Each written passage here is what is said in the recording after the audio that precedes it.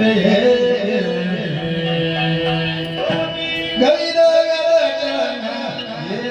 ಬನ್ನಿವೆ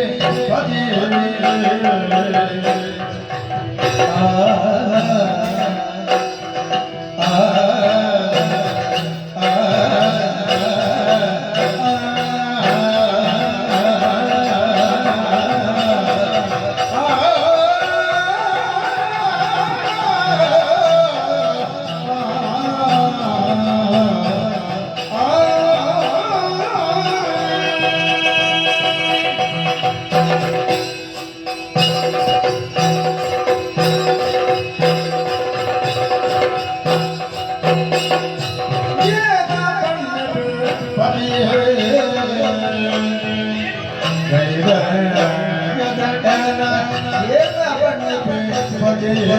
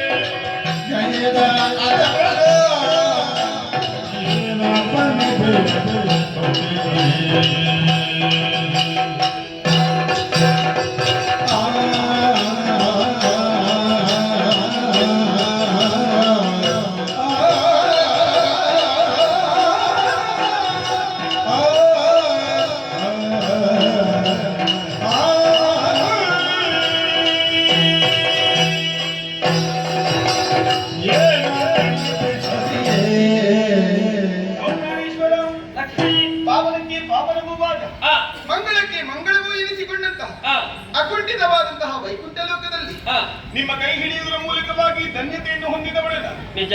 ಹೂವಿನೊಂದಿಗೆ ಹೂವಿನ ದಾರವೂ ದೇವರ ಮುಡಿಸಿರುವ ಹಾಗೆ ನಿಮ್ಮನ್ನು ಮದುವೆಯಾದ ಬಳಿಕ ನಾನೂ ಕೂಡ ಲೋಕದಲ್ಲಿ ಪೂಜೆಗರ್ಹಳಾದವಳಿದ್ದೇನೆ. ನಿಜ. ಲೋಕದಲ್ಲಿರುವಂತಹ ಎಲ್ಲಾ ಹೆಣ್ಣು ಮಕ್ಕಳು ಬಯಸುವುದೇ ಹೇಗೆ? ದೇವರಂತಹ ಗಂಡನನ್ನು ಪಡೆಯಬೇಕು ಎನ್ನುವ ಹಾಗೆ. ಹೌದು.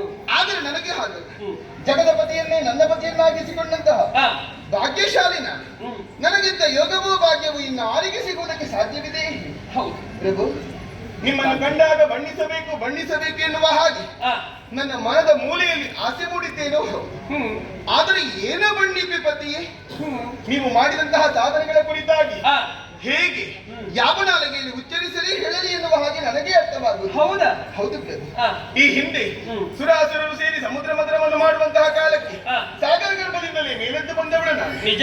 ಎಲ್ಲರೂ ನಮಗೆ ಬೇಕು ಎನ್ನುವ ಹಾಗೆ ಹಪಹಪಿಸುತ್ತಿರುವಂತಹ ಕಾಲದಲ್ಲಿ ಕೈಯಲ್ಲಿ ವರ್ಣಮಾಲಿಕೆಯನ್ನು ಹಿಡಿದು ತಟಸ್ಥ ಭಾವನೆಯನ್ನು ಹೊಂದಿದಂತಹ ನಿಮ್ಮ ಕೊರಳಿಗೆ ನಾನು ಹೂವಿನ ಮಾಲೆಯನ್ನು ಹಾಕಿ ನಿಮ್ಮನ್ನು ವರಿಸಿದವಳು.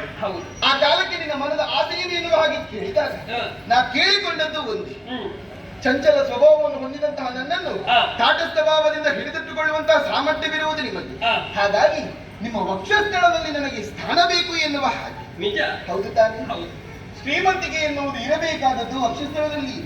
ಹೃದಯ ಶ್ರೀಮಂತಿಕೆ ಎನ್ನುವುದೇ ಮುಖ್ಯವಾದಂತಹ ಶ್ರೀಮಂತಿಕೆ. ಶ್ರೀಮಂತಿಕೆ ಎನ್ನುವುದು ಮನೆಯಲ್ಲಿರುವಂತಹ ಪೆಟ್ಟಿಗೆಯಲ್ಲಿಯೋ ಆ, ಆಸ್ತಿ ಅಂತಸ್ತಿನಲ್ಲಿಯೋ ಎಲ್ಲಿಯೂ ನಮಗಿರುವಂತಹ ಮಕ್ಕಳಲ್ಲಿಯೋ ಆ. ಅಥವಾ ಎಣಿಸಲಾಗದಷ್ಟು ಮಾಡಿಕೊಂಡಂತಹ ಹಣದಲ್ಲಿಯೋ ಹ್ಮ್.